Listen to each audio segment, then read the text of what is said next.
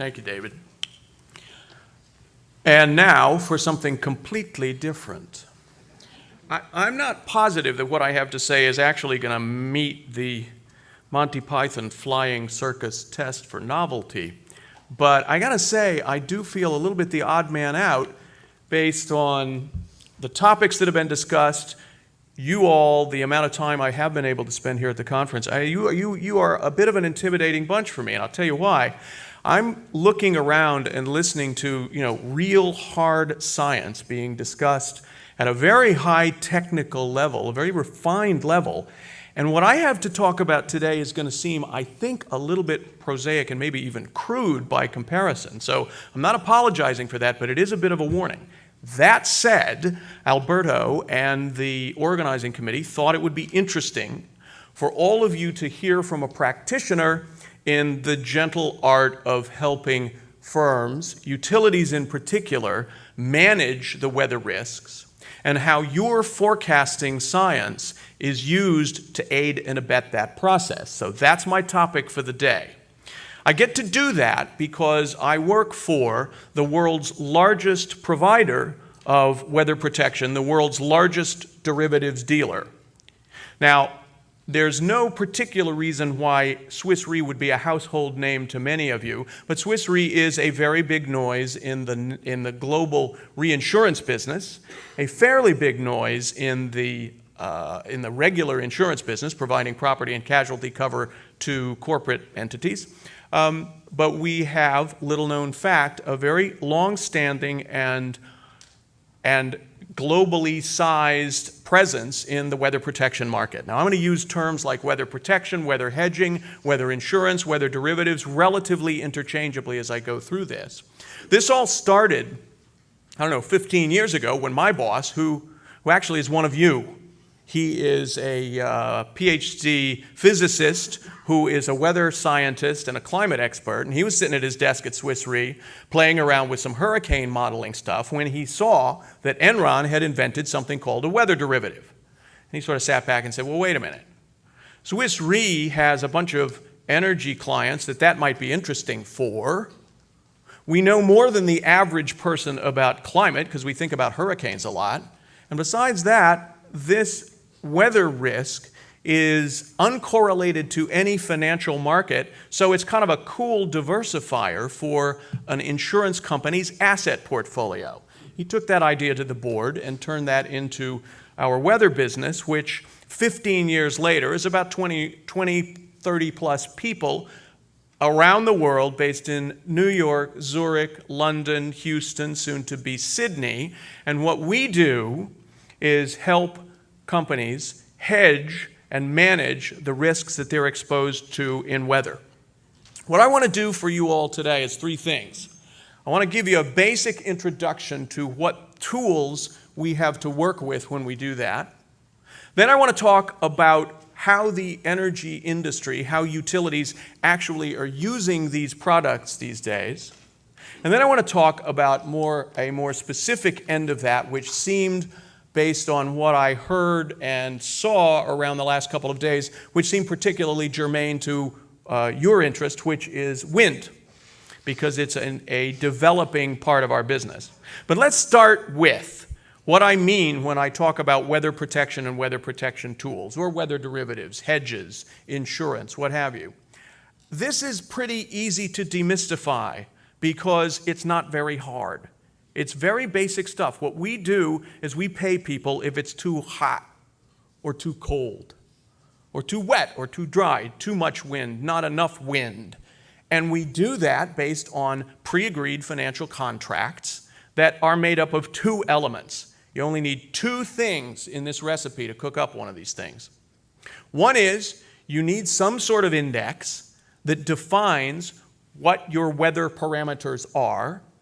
And in the temperature world, for example, we use degree days, heating degree days or cooling degree days, and all that is a simple and crude way of aggregating how much temperature there has been over the course of a risk period, a month, 3 months, a quarter, what have you.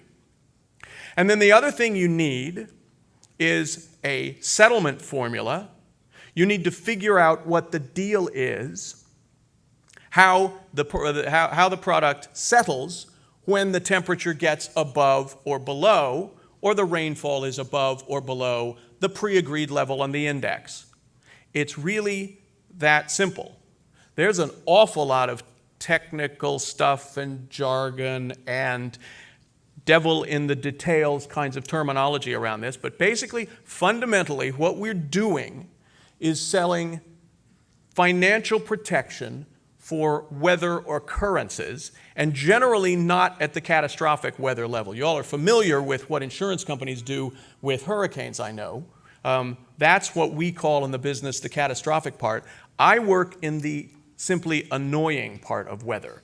The more close to the risk, the more normal abnormalities, if you will. The stuff that we do hedges firms against things happening that are close to ordinary, but not really. Not drastically unexpected, but kind of unexpected at the margin. Let me start with a simple example about how this plays out. And I'm going to use one that this particular one doesn't necessarily involve utilities. The story I've got to tell has to do with December 2010 in the UK. How many people from the UK? You all may remember that December 2010 was a particularly nasty month in a country that doesn't really often have nasty winters. There was a lot of snow. Remember, Heathrow got that much snow and had to shut down for 4 days. That happened the week before Christmas. The other things that were happening were that was only one of several snow events in December. It was, I believe, the coldest December on record. And that turns out to be bad for a whole bunch of different kinds of businesses, including retailers, and in this instance, including brewers, because you don't sell that much beer at Christmas time when people can't get out to the pubs. You can't get your trucks to deliver because you've got logistics problems. So this particular UK brewer, not one of the bigger names, but a kind of a side player in the business, this particular UK brewer had a terrible December. Notionally, they make maybe 90 million pounds a year in operating profit from their UK business. That winter, that December, cost them about 12 million pounds. So this guy's board said to him in January, don't let that happen again. And he came to us, and we talked about how you could design an index that would capture all of the bad things, or a number of the bad things that happened to him in December of 2010. And what we ended up doing was actually just looking, and I don't have a pointer here, so I'm going to use the cursor. I hope that can, yeah, you can see that. I know, but it doesn't work. I tried it earlier. So I'll just play with the pointer. What we did was, in the end, we just said, you know what, a simple temperature index possibly captures pretty much everything you need. And we went through this little exercise. We went back to 1961 and added up or showed what the history had been of heating degree days. A heating degree day measures the difference between 18 degrees centigrade and what the temperature actually is. So on a 12 degree, if the average temperature is 12 degrees, that's 6 HDDs for that day. The next day, if it's 0, that's 18 HDDs. You simply add those up at the end of the month, you count them up, and that's a measure, a crude one, of how cold it's been. And we can write protection products, derivatives, financial contracts around that index, and that's what we did in this instance. The client finally decided that, here's 2010, you can see that it was a big spike in temperature terms. He looked at that and said, well, actually, it looks like what I need is protection against the kind of thing that shows up once every 20 years. So we wrote a contract that at that level, 490 HDDs, heating degree days for December, started paying him, again, the settlement formula. In this case, just a fixed amount, 120,000 pounds per HDD, and he bought 6 million pounds of protection on that basis. That simply said, if it got in the month of December beyond that level of cold, then he started getting paid to a limit of 6 million pounds. And that was a hedge that he bought to protect his business against the threat of another miserable December. So that kind of simple protection is a large amount of what we and other providers do in the industry. Which brings us on to the utility world. Because energy firms, if you think about it, are the natural candidate, and they have been the most aggressive taker up of this kind of protection among all the businesses in the world. That's not just because, although it's partly because, energy is, if you think about it, the biggest business there is of any. But it's not just because of that, it's also because there's a natural link between, say, selling gas to heat my house in London and warm winters. The folks who sell gas to heat my house in London don't like warm winters. And so what they buy is protection against that, or its converse in other parts of the world, or if they're producing hydroelectric power in China, for example, they're buying protection against inadequate rainfall during the season when they're supposed to be collecting what will be the future power, right? Fairly straightforward stuff. Weather is a driver of both demand and supply in the energy business. But they're not just necessarily hedging demand, or it's not necessarily just a top-line hedge, if you will. If you think about it, what they're really doing is hedging their price risk. Because they operate, large utilities operate under constraints where their boards sit down every year and figure out how much commodity price exposure they think their investors want. Are people in my stock to take a lot of gas price exposure, a lot of power price exposure, or are they in my stock to bet on management's ability to do something about that? And so they make board-level decisions that say, thou shalt not be more than 90% exposed to commodity price risk in your business. Well, if your business is selling gas or power, that's kind of an interest. That means that you're going to be doing a lot of locking in the difference between what it costs you to buy the stuff and what it costs what you get for selling the stuff. And you can only do that if you know what volume is and what demand is going to be. And you can't know that if you sell gas to heat people's houses in the wintertime. What happens is you do your hedging for a known or an estimated amount of demand, and then along comes winter. And Napoleon once said, there is no such thing as a battle plan that survives the first encounter with the enemy. And that's what happens in the utility business.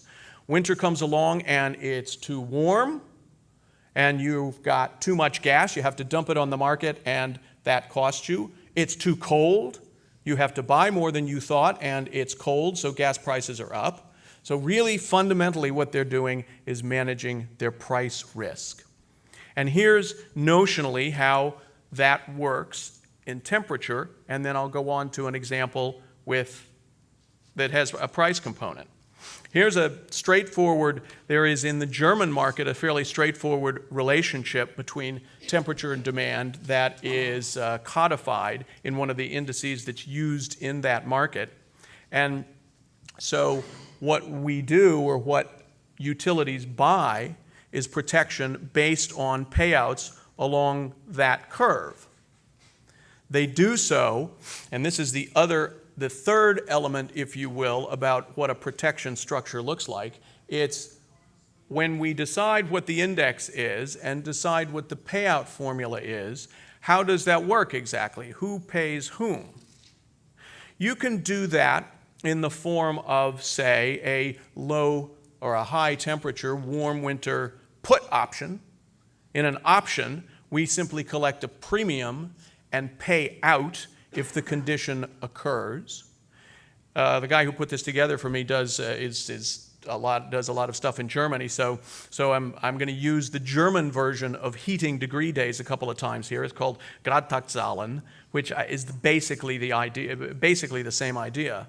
But here's a payout diagram with what the protection buyer receives as this line that shows how he would buy protection against a warm winter. He would buy something that, at points on the index that get to warm winter, simply pays him a pre-agreed amount to a pre-agreed limit.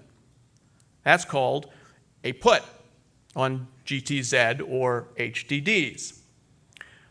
If we agree, on the other hand, that let's pick a temperature level that is a little warmer than normal, but not much.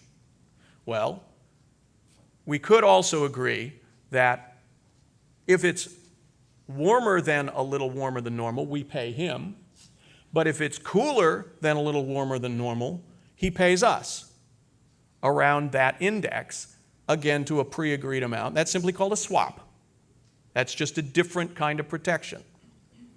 And if we do some sort of combination where if it's warm, he pays us, but there's a little bit of a gap in between, let's say it's severely warm, he pays us, and severely cold, other way around, severely warm, we pay him, severely cold, he pays us, that's called a collar. It's a combination of a put option on the GTZ and a call option on the GTZ. So those are the basic tools that we use. And when you put it in the form of terms, it talks about what he's trying to do. You have to specify the risk period. You specify what we get paid. You specify the strike level, the level of the index where the protection kicks in. You specify exactly where you're going to measure from and exactly how the index is calculated, how much gets paid per tick, per point on the index, and that's the way a protection structure looks that's based on simple temperatures. You can put some English on that. You can do it a little bit differently because, as I said before, what we're really talking about is hedging the price risk that's associated with temperature uncertainty. You could think about that exposure as a quadrant where, when it's cold and gas prices are relatively low, as has been the case quite a bit over the last 2 winters in the UK, the utilities are making out like gangbusters. They're selling a lot of gas, but it doesn't cost them that much, so they're still getting very, very good margins on the incremental gas that they buy. Conversely, if it's warm and gas is expensive, fine. They're long and wrong, as a trader would say, but they've got a very favorable market to dump it in. So that works out very well for them. The other side of those quadrants, or the other quadrants in that grid, are exactly the opposite.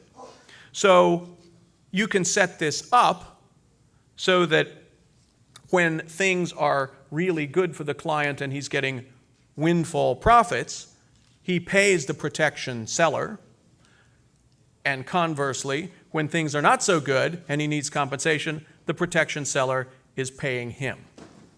Now, those are the basic tools in the box that are now more and more widely used by Europe's utilities, by utilities in Australia, because Australia has power price risk to hedge on hot days, and you've got a lot of temperature volatility in Australia. You've got crazy power markets, and so they hedge a lot of that risk with exactly this kind of product. And ditto in the US. You can actually buy a traded on the MERC, on the Chicago Mercantile Exchange. You can actually buy a traded contract on heating degree days or on rainfall or on a number of other standardized weather variables. So any of you who fancies himself as a real stud in the forecasting area, that's a way to play around and make money with it. Because you can make bets in the futures market on whether or not your forecast is going to play out the way you think it's going to. It is a growing business. It is not mainstream. Now, let me back up. Weather risk management generally is not what I'd call really mainstream risk management for most corporations, even though it doesn't take much imagination to think through and realize how much weather risk there is in pretty much any business you'd like to think about.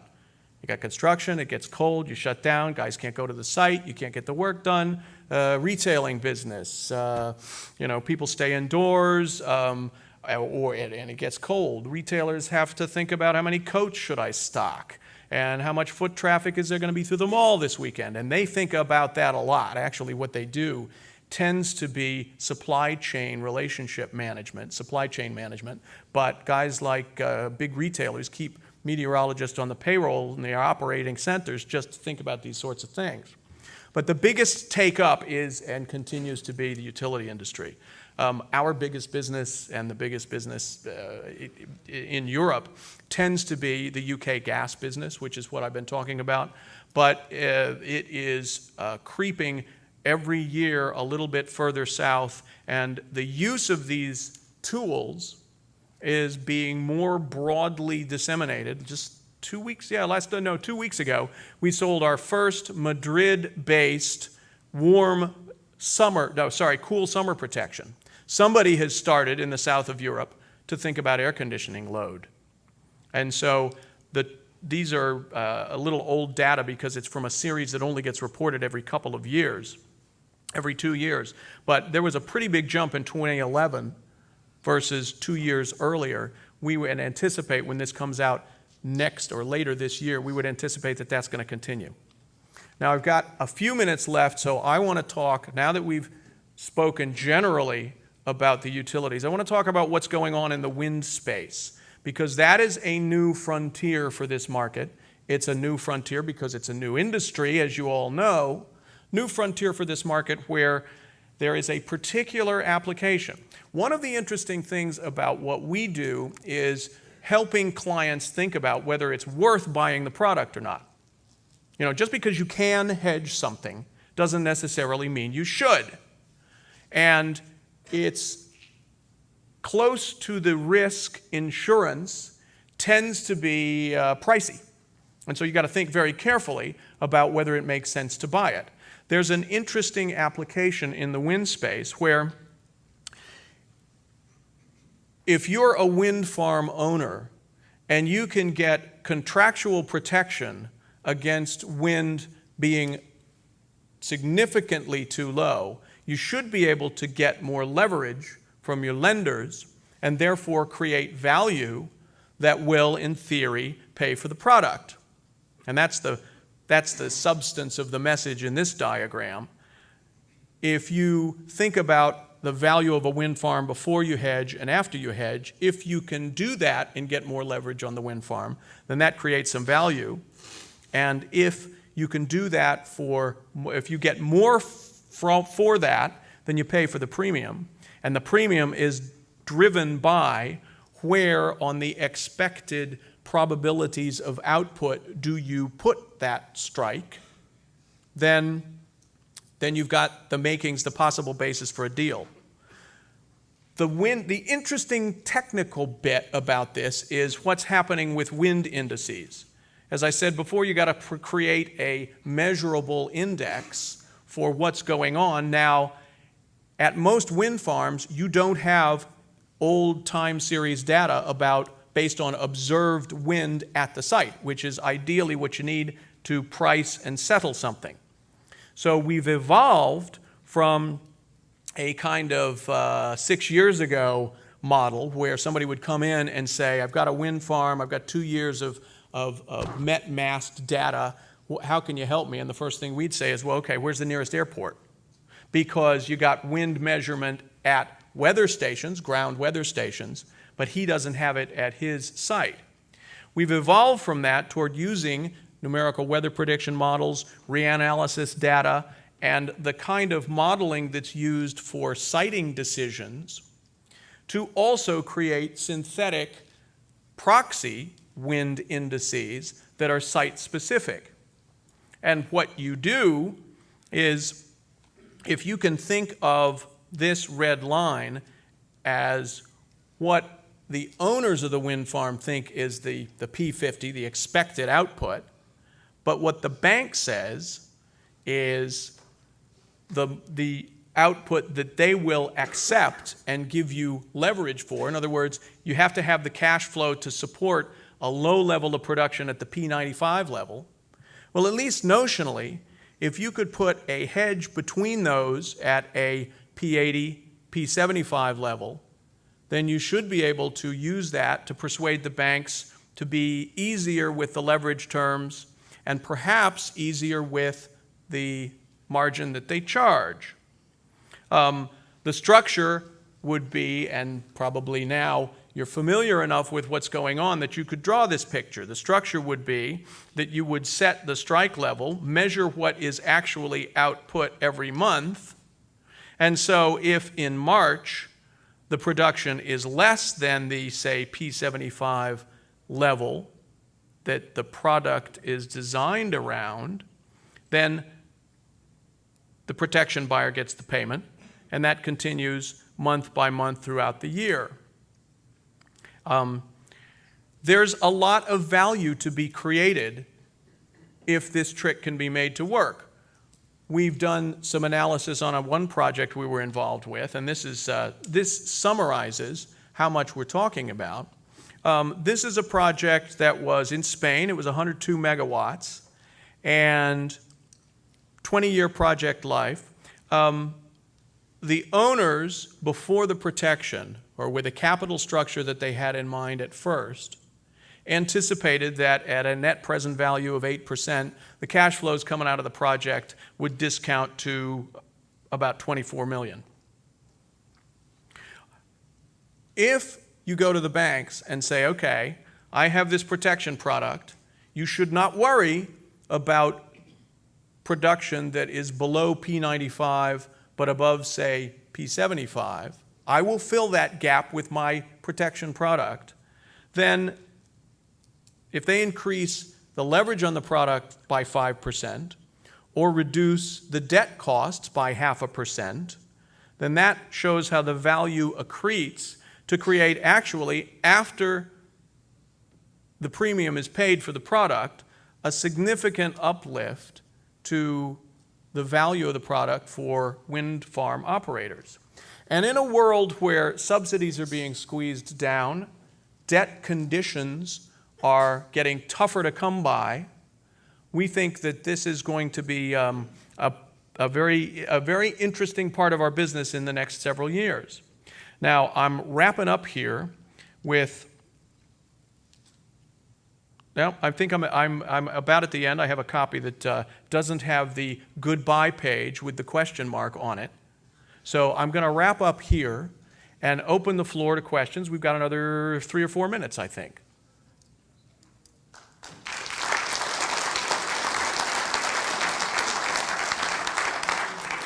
So we actually have rather more than 3 or 4 minutes. I think we've got 5 or 6 minutes. So if anyone has any questions, if you'd like to raise your hands in the first instance and then make your way to a microphone, introduce yourself and ask a question.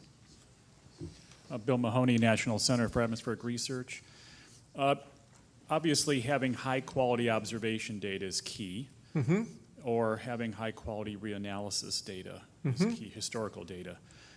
How does Swiss Re deal with the fact that quality checking processes are changing frequently and reanalyses data sets are either being reanalyzed or a new set comes out every few years? Do you have to refactor all of your risk calculations, or do you have an in-house group that kind of creates your own internal gold standard for these data? We use the 2 parts to the answer. For conventional weather products, there are data providers who do essentially cleansing of National Weather Service data, and they are accepted providers by the industry. There's a provider, for instance, who provides the cleansed data to the Chicago Mercantile Exchange, against which standard contracts settle. For things that are more esoteric, like reanalysis data, like modeled data, then you have to go through a much more active due diligence exercise, and we do that kind of in-house with the providers of the model in the first place. Thank you.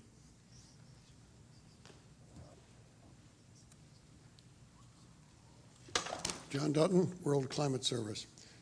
You folks are obviously not in the business of losing money. Right. So that you have a structure in which you have to bring in the amount of money that you pay out to your clients. Right. I'd be interested in knowing, what do you aim at for premium on top of that? What is your goal for profit on these transactions? Oh, that would be telling. Yeah, but I could probably find it in your financial statements. No, you actually couldn't. I think the best way to, let me give the question a fair shot. I'll give you an answer. I'll give the answer a fair shot. The way insurance is priced is, surprise, surprise, we do probability distributions on possible outcomes, and 50% is the expected loss. And when you price a property insurance product for a big oil company that's got refineries and stuff, typically the jargon is called loadings. The loadings on top of an expected loss for a property program are maybe 10%, 10, 20%, something like that. The loadings on our end of the business, the more esoteric end of the business, are more like 50% on top of expected loss. When I'm talking to people about how to think about the cost, I just tell them, work out the expected loss and double it. And if that premium doesn't kill the value that you're trying, doesn't kill what you're trying to achieve by hedging the risk, then we should be talking about it. But I don't get twice the expected loss typically. Is that helpful? Hi, Alberto. Stuart, excellent talk, thank you. Alberto Troccoli, Cicero, Australia. I must say I don't understand the graph entirely there, but my question is more general around the approach. And I was wondering whether, by adding all these pieces, especially the reinsurance the insurance or in this scheme, people that actually plan wind farms feel more relaxed about the quality of the data and the what do I have to present to the banks in order to get bankability? Right.